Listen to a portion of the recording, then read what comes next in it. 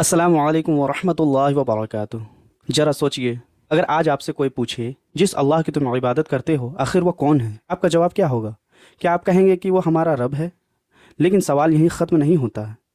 वो कैसा है, उसकी पहचान क्या है, उसका कोई शरीर है या नहीं, क्या उसके जैसा कोई दूसरा भी है? इन सारे सवालों का जवाब सिर्फ 4 छोटी सी आयतों में दिया गया है।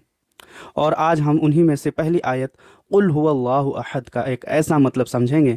इंशाअल्लाह इन आयतों को पढ़ते वक्त हमारे दिल में असर पहले से ज़्यादा होगा। कुल हुवल्लाहु अहद, कह दीजिए वह अल्लाह एक है। लेकिन क्या इसका मतलब सिर्फ इतना ही है कि अल्लाह एक है?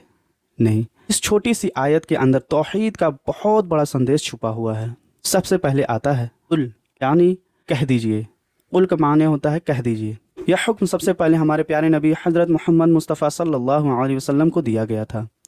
लोगों ने नबी सल्लल्लाहु अलैहि वसल्लम से आपके रब के बारे में सवाल किया। उन्होंने पूछा कि तुम जिस रब की तरफ हमें बुलाते हो वो कौन है? और अल्लाह ने अपने नबी सल्लल्लाहु अलैहि वसल्लम को जवाब देने का तरीक़ा भी सिखाया। कुल हुवल्लाहु अहद, कह दीजिए वह अल्लाह एक है। लेकिन ध्यान रखिए, यह सिर्फ नबी सल्लल्लाहु अलैहि वसल्लम के लिए नहीं है। नबी सल्लल्लाहु अलैहि वसल्लम के बाद हर मोमिन के लिए भी यही अक़ीदा है। जब हमसे पूछा जाए तुम किसकी इबादत करते हो, तो हमारा जवाब होना चाहिए कि हम उसी अल्लाह की इबादत करते हैं जो अकेला है, जिसका कोई शरीक नहीं है। अब अगला हिस्सा आता है वो अल्लाह, यानी वह अल्लाह है। यह बात बहुत गहरी है। उस दौर में अरब के लोग अल्लाह के नाम से अनजान नहीं थे। वे अल्लाह को जानते थे। वे मानते थे कि इस दुनिया को पैदा करने वाला अल्लाह ही है। आसमान और ज़मीन किसने बनाए? वे कहते थे अल्लाह ने। बारिश कौन बरसाता है? अल्लाह। रिज़्क़ कौन देता है? अल्लाह। मुसीबत में असली मदद कौन कर सकता है? अल्लाह। यानी उनके दिल के अंदर कहीं ना कहीं यह बात मौजूद थी कि असली ताकत अल्लाह की है। लेकिन दिक्कत यहाँ थी कि उन्होंने अल्लाह के साथ दूसरे माबूद भी बना लिए थे। उन्होंने अपने हाथों से मूर्तियाँ बनाई और फिर उन्हें पुकारने लगे। और यही से सूरह अल इखलास का संदेश सामने आता है। अल्लाह फरमाता है हुवल्लाह, वह अल्लाह है, यानी जिसको तुम पहले से अपना पैदा करने वाला मालिक और रब मानते हो, वह मेरा भी रब है। मैं तुम्हें किसी नए खुदा की तरफ नहीं बुला रहा, मैं तुम्हें उस अल्लाह की तरफ बुला रहा हूँ जिसे तुम खुद इस कायनात का मालिक मानते हो। अगला हिस्सा आता है अहद। आमतौर पर हम इसका तर्जुमा करते हैं एक, लेकिन यहाँ एक का मतलब सिर्फ गिनती वाला एक नहीं है। अगर हम कहें एक आदमी, एक घर, एक देश, एक दुनिया, तो एक किसी ऐसी चीज़ के लिए भी इस्तेमाल हो सकता है जिसके अंदर बहुत सारे हिस्से हों। लेकिन अल्लाह के लिए कुरान ने कहा हद, जिसकी मिसाल कोई नहीं है, जिसका कोई दूसरा नहीं, जिसका कोई शरीक नहीं, जिसका कोई हमजिन्स नहीं, जिसके जैसा कोई नहीं, उसकी ज़ात में किसी तरह की कोई हिस्सेदारी साझेदारी नहीं है। अब इस आयत को अपनी ज़िंदगी से जोड़ कर देखिए। अगर अल्लाह अकेला रब है तो फिर हमारी इबादत किसके लिए होनी चाहिए? सिर्फ अल्लाह के लिए। हम सजदा किसके सामने करते हैं? सिर्फ अल्लाह के सामने। दुआ किससे करते हैं? असल मदद और फरियाद के लिए अल्लाह से। अब अपनी सबसे बड़ी उम्मीद किससे रखें?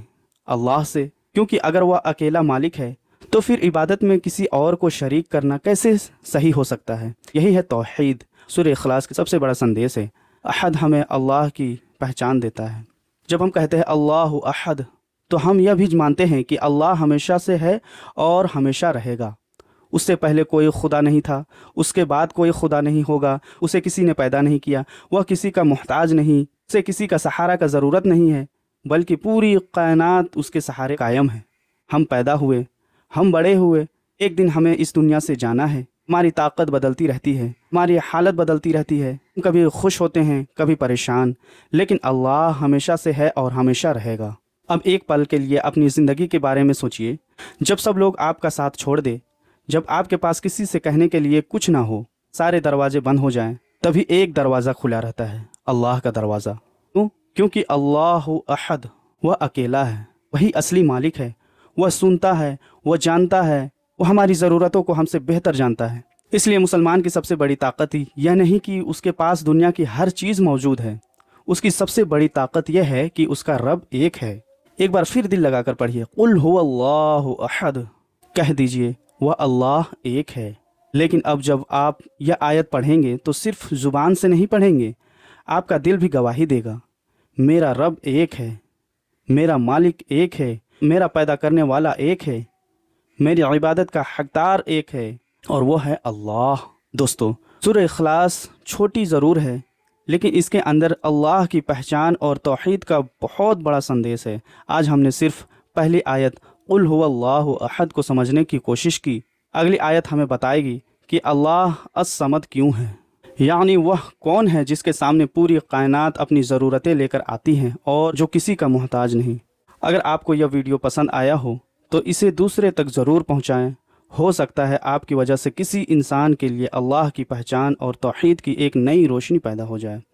اللہ ہمیں قرآن کو صرف پڑھنے والا نہیں بلکہ سمجھنے والا اور اپنی زندگی میں اتارنے والا بنائے۔ آمین۔ السلام علیکم ورحمۃ اللہ وبرکاتہ۔